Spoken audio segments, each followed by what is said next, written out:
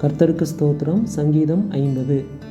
வல்லமையுள்ள தேவனாகிய கர்த்தர் வசனித்து சூரியன் உதிக்கும் திசை தொடங்கி அது அஸ்தமிக்கும் திசை வரைக்கும் உள்ள பூமியை கூப்பிடுகிறார்.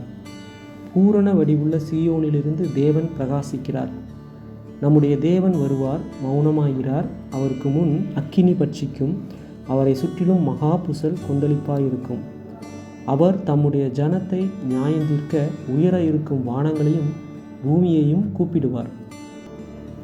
பலியினாலே என்னோடே உடன்படிக்கை பண்ணின என்னுடைய பரிசுத்தவான்களை என்னிடத்தில் கூட்டுங்கள் என்பார்.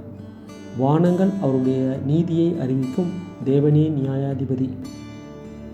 என் ஜனமே கேள், நான் பேசுவேன். இஸ்ரவேலே, உனக்கு விரோதமாய் சாட்சியிடுவேன். நானே தேவன், உன் தேவனாயிருக்கிறேன். உன் பலிகளின் நிமித்தம் உன்னை கடிந்து கொள்ளேன். உன் தகன பலிகள் எப்போதும் எனக்கு முன்பாக இருக்கிறது. உன் வீட்டிலிருந்து காளைகளையும் உன் தொழுவங்களிலிருந்து ஆட்டுக்கடாக்களையும் நான் வாங்கிக் கொள்வதில்லை. சகல காட்டு ஜீவன்களும் பர்வதங்களில் ஆயிரமாயிரமாய் திரிகிற மிருகங்களும் என்னுடையவைகள். மலைகளில் உள்ள பறவைகளையெல்லாம் அறிவேன். வெளியில் நடமாடுகிறவைகளெல்லாம் என்னுடையவைகள். நான் பசியாயிருந்தால் உனக்கு சொல்லேன். பூமியும் அதன் நிறைவும் என்னுடையவைகளே. நான் எருதுகளின் மாம்சம் புசித்து ஆட்டுக்கடாக்களின் ரத்தம் குடிப்பேனோ?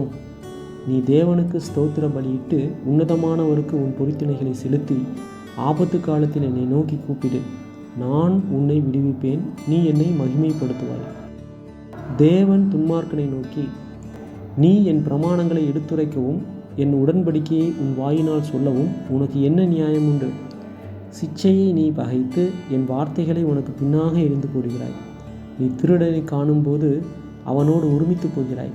விபசாரக்காரரோடும் உனக்கு பங்குண்டு. உன் வாயை பொல்லாப்புக்கு திறக்கிறாய். உன் நாவு கற்பனையை பிணைக்கிறது. நீ உட்கார்ந்து உன் சகோதரனுக்கு விரோதமாய் பேசி உன் தாயின் மகனுக்கு அவதூறு உண்டாக்குகிறாய். இவைகளை நீ செய்யும்போது நான் மௌனமாயிருந்தேன். உன்னை போல் நானும் இருப்பேன் என்று நினைவு கொண்டாய். ஆனாலும் நான் உன்னை கடிந்து கொண்டு அவைகளை உன் கண்களுக்கு முன்பாக ஒவ்வொன்றாக நிறுத்துவேன். தேவனை மறக்கிறவர்களே, இதை சிந்தித்துக் கொள்ளுங்கள். இல்லாவிட்டால் நான் உங்களை பீறி போடுவேன். ஒருவரும் உங்களை விடுவிப்பதில்லை. ஸ்தோத்திர பலியிடுகிறவன் என்னை மகிமைப்படுத்துகிறான். தன் வழியை செவ்வைப்படுத்துகிறவனுக்கு தேவனுடைய இரட்சிப்பை வெளிப்படுத்துவேன் என்று சொல்லுகிறார். ஆமென்.